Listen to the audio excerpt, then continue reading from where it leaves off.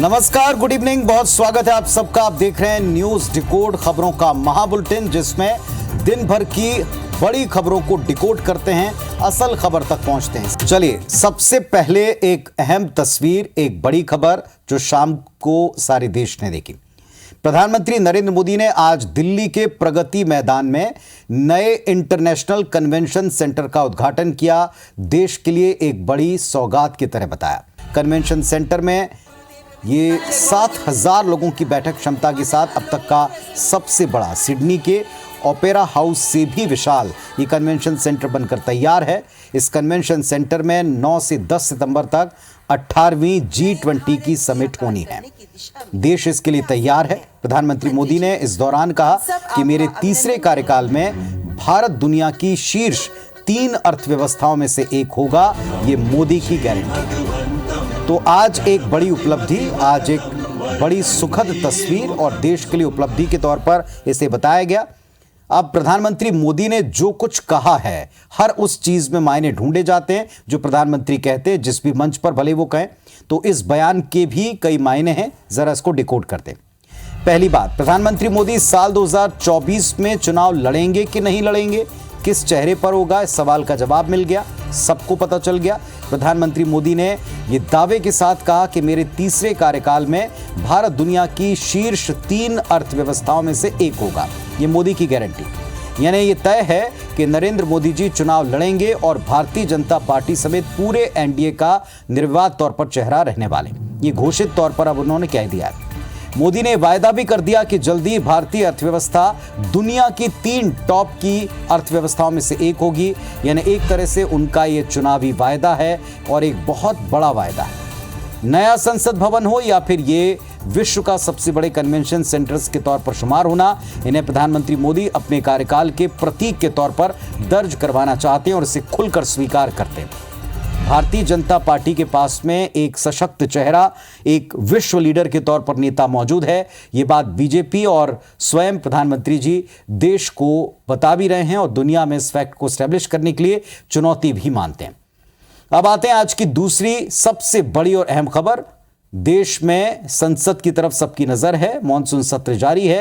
विपक्ष ने आज पुनः हंगामा किया, प्रधानमंत्री के भाषण की मांग की है और उनसे बार बार बयान मांगा है मणिपुर के मुद्दे पर। बड़ी बात यह कि सदन में अविश्वास प्रस्ताव पेश किया जाएगा, जिस पर चर्चा के लिए स्पीकर ने अपनी सैद्धांतिक मंजूरी दे दी।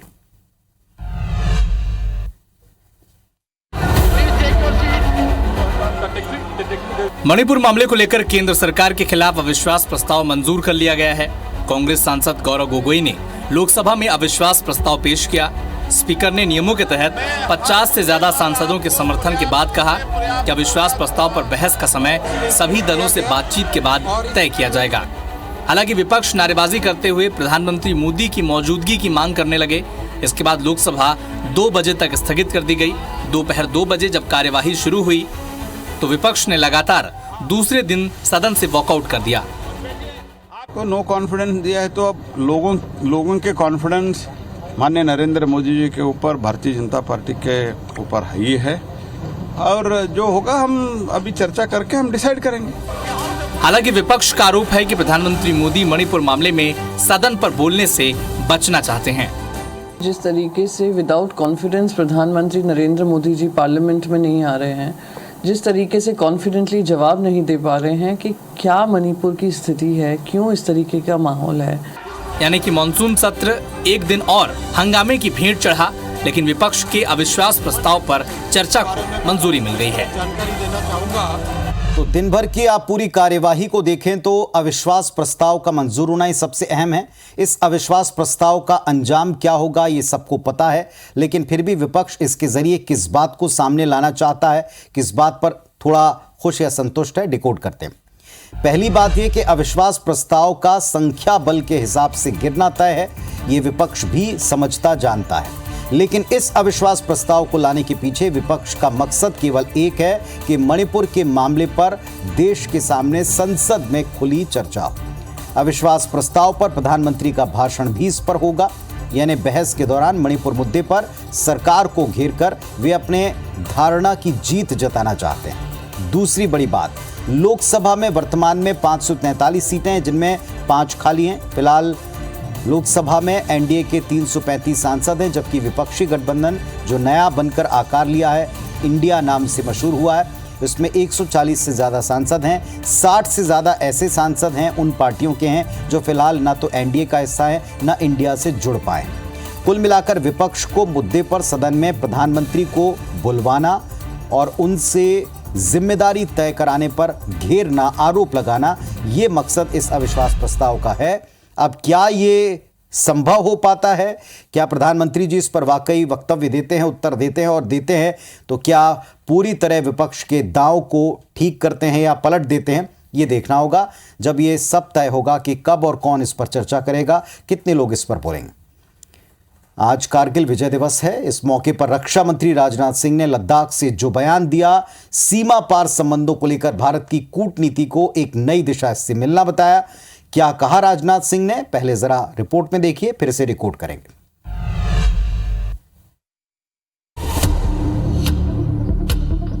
आज कारगिल युद्ध विजय को 24 साल हो गए हैं। 26 जुलाई 1999 को कारगिल में हिंदुस्तान की फौज ने तिरंगा लहराया था। इसी जंग में भारत के 527 जवान शहीद हुए थे। कारगिल दिवस के मौके पर रक्षा मंत्री राजनाथ सिंह ने लद्दाख के द्रास में कारगिल वॉर मेमोरियल पर शहीद जवानों को श्रद्धांजलि दी। Chief of defence staff general Anil Chauhan और तीनों सेनाओं के प्रमुख भी इस दौरान मौजूद रहे। उन्होंने भी कारगिल युद्ध के शहीदों को पुष्पांजलि दी। इन शहीदों को सम्मान के लिए 4 MiG-29 एयरक्राफ्ट ने फ्लाई पास्ट किया। 3 चीता हेलीकॉप्टर्स ने मेमोरियल पर फूल बरसाए। इस मौके पर राजनाथ सिंह ने कहा कि कारगिल युद्ध में हमने लाइन ऑफ कंट्रोल पार नहीं किया था। इसका मतलब ये नहीं कि हम एलओसी पार नहीं कर सकते। कि हम एलओसी पार कर सकते थे, हम एलओसी पार कर सकते हैं। यदि हमें छेड़ा गया और जरूरत पड़ी तो भविष्य में हम एलओसी पार करेंगे। इसका मैं देशवासियों को अपनी तरफ से विश्वास दिलाना चाहता हूं। राजनाथ सिंह ने कारगिल युद्ध के शहीदों के परिजनों से भी मुलाकात की। रक्षा मंत्री ने मोमेंटो और शॉल देकर उनका सम्मान भी किया। तो युद्ध के मामले में भारत की नीति पर अब तक शुरुआती पहल करने की कोई बात दिखाई नहीं पड़ती, लेकिन रक्षा मंत्री राजनाथ सिंह के इस ताजा बयान ने देश में एक नए विमर्श को भी जन्म दे दिया। जरा इस बात को अच्छी तरह से समझते हैं। राजनाथ सिंह जी ने कहा कि हमने लाइन ऑफ कंट्रोल पार नहीं की थी, पर इसका ये मतलब नहीं कि हम एलओसी को पार कर नहीं सकते थे। हम एलओसी पार नहीं कर सकते थे, ऐसी बात नहीं थी। ज़रूरत पड़ी तो भविष्य में ज़रूर करेंगे। ये भी कहा कि जनता को युद्ध के लिए मानसिक तौर पर तैयार रहना होगा। इसका सीधा सीधा संदेश ये कि पाकिस्तान अच्छी तरह समझ ले, पाक अधिकृत कश्मीर को लेकर प्रधानमंत्री मोदी दीपावली के मौके पर पहले ही बोल चुके हैं। भारतीय सेना तैयार है कहकर जता चुके हैं। उन्हें बस हमारे यानी सरकार के एक आदेश का इंतजार। अब राजनाथ सिंह जी का ये बयान क्या एक संदेश है, उसकी एक कड़ी है कि जल्द पीओके को लेकर कुछ बड़ा होने वाला है। आतंकवाद से परेशान जम्मू कश्मीर में विकास की गति कैसी है, ये किसी से छिपी नहीं। हालांकि जब से धारा 370 को हटाया गया तब से आतंकी हमलों में कमी आई है, लेकिन छिटपुट मामलों ने वहां के विकास को प्रभावित किया, ये भी देश देखता है। पाकिस्तान, उसके साथ जितने भी युद्ध अब तक भारत के हुए हैं, जीत हमारी ही हुई है, भारत की हुई, चाहे 65 हो या 71 हो या फिर साल 1999 कारगिल। भारत ने हर बार पाकिस्तान को मुंह की खिलाई पटकनी दी, लेकिन इन युद्धों में भारत के कई वीर जाबाज शहीद हो गए। पहले प्रधानमंत्री मोदी और रक्षा मंत्री के बयान से लगता है कि सरकार पीओके को लेकर फुल एंड फाइनल मूड बना चुकी है। ये संकेत मात्र हैं।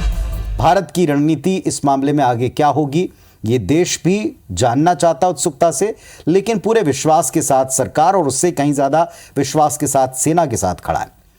अब आते हैं एक और अहम खबर जिस पर देश टकटकी लगाए देख रहा था। इलाहाबाद हाईकोर्ट में आज ज्ञानवापी केस की सुनवाई हुई। विवादित स्थल को छोड़कर मस्जिद के बाकी जगह पर एएसआई सर्वे की अनुमति मिल गई। एक रिपोर्ट देखिए।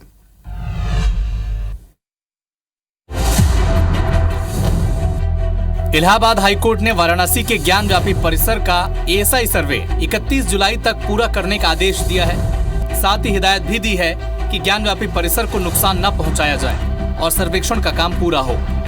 इससे पहले मुस्लिम पक्ष ने इस जांच का विरोध किया था, जिसके बाद हिंदू पक्ष के वकील ने एएसआई सर्वे से जुड़ी पूरी जानकारी दी और ये बताया कि रडार सिस्टम और कार्बन डेटिंग से पता लगाया जाएगा कि वहां मौजूद पत्थर किस काल के हैं, जिससे ये पता चल जाएगा कि वहां मंदिर था या नहीं। एडिशनल डायरेक्टर एएसआई के आए थे और उन्होंने एफिडेविट फाइल किया ये कहते हुए कि स्ट्रक्चर को बिना डैमेज पहुंचाए हुए ये सर्वे कंडक्ट कर सकते हैं। और कल दोबारा, क्योंकि जो मुस्लिम साइड के वकील थे अंजुमन इंतजामिया के, उन्होंने समय मांगा था इस एफिडेविट पे अपना जवाब या कुछ भी पढ़ने के लिए। हिंदू पक्ष के फैसले के बाद इलाहाबाद हाईकोर्ट ने ज्ञान व्यापी परिसर में विवादित स्थल को छोड़कर बाकी जगहों के सर्वे की अनुमति दे दी है। हिंदू पक्ष के वकील विष्णु शंकर जैन ने बताया कि इलाहाबाद हाईकोर्ट ने राम मंदिर के संदर्भ में भी सर्वे का आदेश दिया था। तो बड़ी बात यह कि हाईकोर्ट इस पर सुनवाई को जारी रखेगा और सर्वे को लेकर सहमति के हालात दिख रहे हैं और इसे 31 तारीख तक पूरा करने के निर्देश पे है। इधर मध्य प्रदेश पर आते हैं, जहां चुनाव नजदीक है और किसानों के साथ बगैर सत्ता में वापसी कोई दल कर नहीं सकता। इसीलिए कांग्रेस ने किसानों को साधने के लिए 2018 वाला फॉर्मूला अपनाना शुरू कर दिया। वो फॉर्मूला क्या है, इस रिपोर्ट में आप देखें।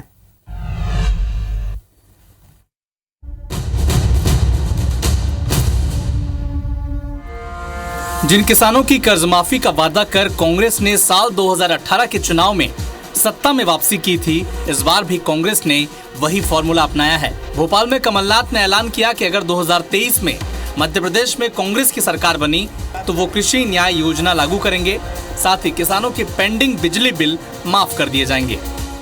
ये तय किया है कि हम कृषि न्याय योजना लाएंगे। 5 HP के सिंचाई पंप स्थायी और अस्थायी के लिए निःशुल्क बिजली दी जाएगी। इधर नरोत्तम मिश्रा ने कमलनाथ के ऐलान पर तंज कसा और उनके वादों को झूठा बताया।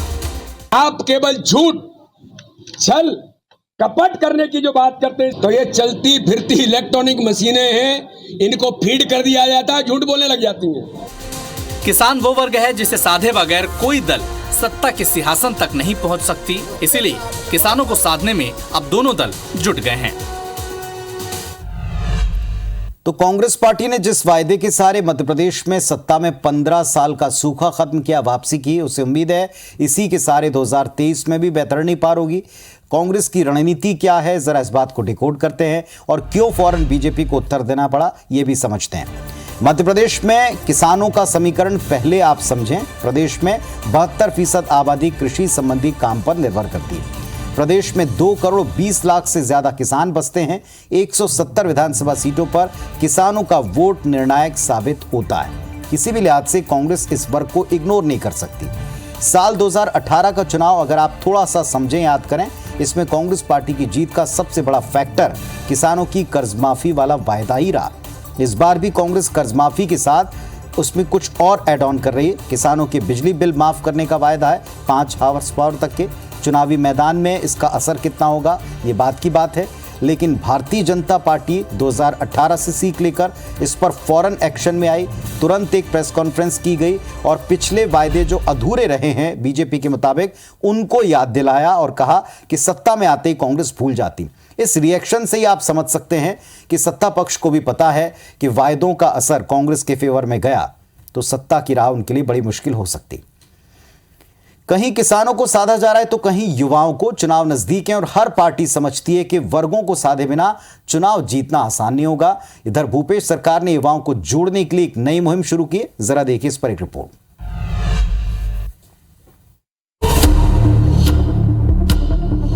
जैसे वोट बैंक के लिहाज से किसान राजनीतिक दलों के लिए एक अहम वर्ग है, ठीक वैसे युवाओं की महत्ता किसी से कम नहीं है। इसीलिए भूपेश सरकार फर्स्ट टाइम वोटर्स को साधने में जुट गई है। कांग्रेस ने ये जिम्मेदारी अपने छात्र विंग NSUI को दी है, जिसके तहत NSUI ने मेरा पहला वोट भूपेश काका को अभियान की शुरुआत कर दी है, जिसके जरिए NSUI सरकार की कल्याणकारी योजनाओं के बारे में लोगों को बताएंगे। इसके जरिए प्रदेश के सभी कॉलेज में जाकर वो छात्रों से संवाद करेंगे। NSUI के द्वारा एक कार्यक्रम आयोजित है, बात है स्वाभिमान के पहली मतदान। युवाओं को राजनीति में आना चाहिए। इधर सीएम भूपेश बघेल प्रदेश के युवाओं से संवाद करने के लिए युवा संवाद का आयोजन भी कर रहे हैं, जिसके जरिए वो युवा वर्ग के साथ सरकार का कनेक्ट स्थापित करने की कोशिश कर रहे हैं। सबसे बड़ी बात, नेता वही जो पब्लिक से कनेक्ट कर पाए और पब्लिक के हर वर्ग को अपने साथ जोड़ पाए। सरकार के मुखिया का अपनी जनता से, हर वर्ग से संवाद वैसे भी होना चाहिए, क्योंकि संवादहीनता किसी भी स्तर पर ठीक नहीं होती, ना जनता के लिए, ना सरकार के लिए, ना प्रशासन के लिए। उस पर अगर साल चुनावी हो तो संवाद बड़ा जरूरी होता है। इस युवा संवाद के मायनों को जरा समझें, डिकोड करते हैं इसे। पहली बात यह कि इस आयोजन के नाम से पता चलता है कि युवाओं को, खासकर फर्स्ट टाइम वोटर्स को साथ लाने का मंच बनाने की कोशिश की गई। इस पर बातचीत का पूरा स्टाइल दो तरफा संवाद वाला है, बाइलेटरल, जो मौजूदा दौर में लोकप्रिय है, चलन में है। इसी तरह का संवाद राहुल गांधी युवाओं के साथ, महिलाओं के साथ, अलग अलग लोगों के साथ कैंपस में करते हैं। जो कैंपस में आपसी चर्चा जैसा फील दे रहे, वैसे ही मंच को यहाँ भी लगाया गया। मंच से युवा ने पूछा कि आपकी सफलता के पीछे कौन है। जवाब मिला, तुम्हारी काकी, घर के बाहर कक्का की चलती तो घर में काकी की। यानी युवाओं को आत्मीय तौर पर अपने से जोड़ने का प्रयास किया, सहजता के साथ। घर में गृह लक्ष्मी के महत्व का संदेश देने का भी प्रयास किया।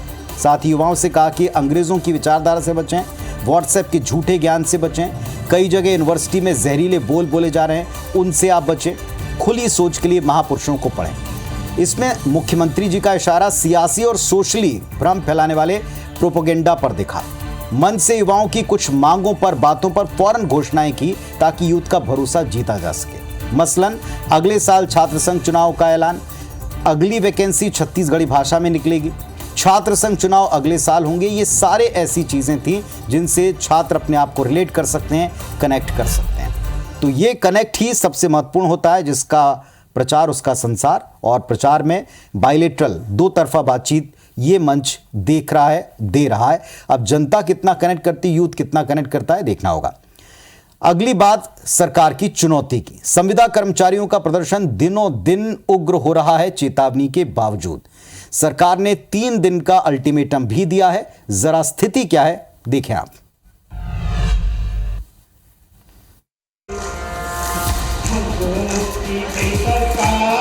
नवा रायपुर में नियमितीकरण की मांग को लेकर अब आंदोलन उग्र होता जा रहा है। आज नवा रायपुर के तूता धरना स्थल पर करीब 10,000 संविदा कर्मचारी एकजुट हो गए और सांकेतिक प्रदर्शन किया। संविदा कर्मियों ने आज घुटनों पर चलकर रैली निकाली तो महिलाएं दंडवत होकर रैली में शामिल हुईं। सर, हम लोग का मांग पूरा नहीं हो रहा है। उन्होंने वादा किया था कि 10 दिन के अंतर्गत नियमितीकरण कर दिया जाएगा, फिर भी नहीं किए हैं। ऊपर से हम लोग के ऊपर आदेश लगा रहे हैं, एस्मा भी लगा दिए हैं।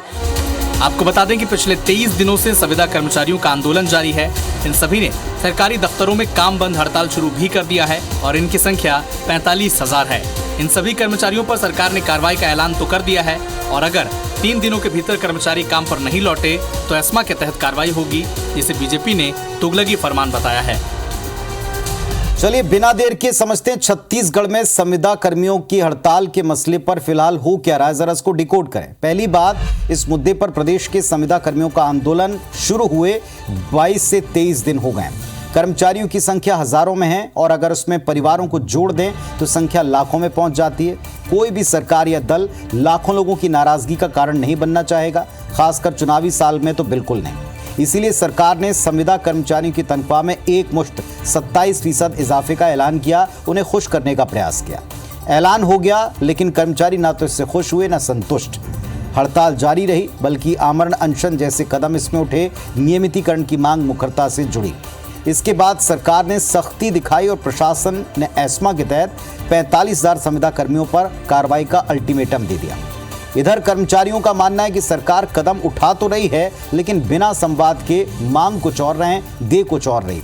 इसीलिए उन्होंने पहले एस्मा और अब इस अल्टीमेटम के बावजूद अपने प्रदर्शन को उधार देते हुए सड़क पर दंडवत और घुटना टेक होकर संवाद मार्च निकाला।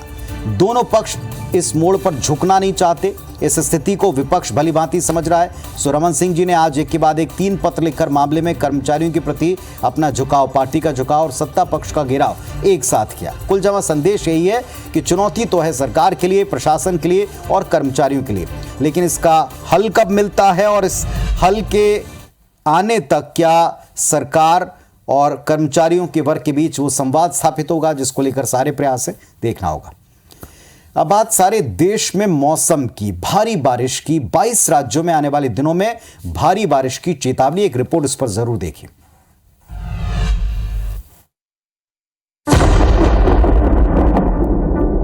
उत्तर भारत में भारी बारिश का दौर जारी है।